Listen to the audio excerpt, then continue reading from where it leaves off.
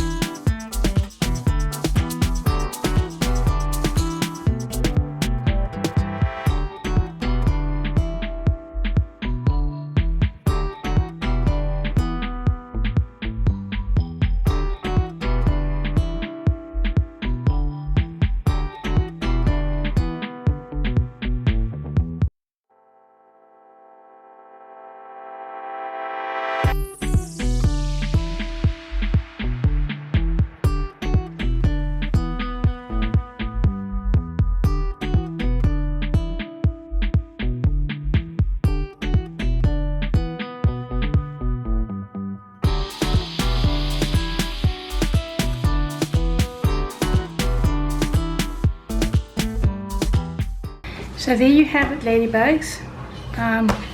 Where's the other part for this? I must have tossed it somewhere.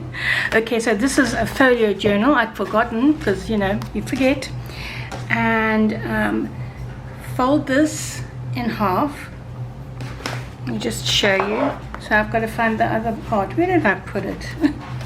And then loop it through the loop, loopity-loop, and just pull it. And then you can do a little bow there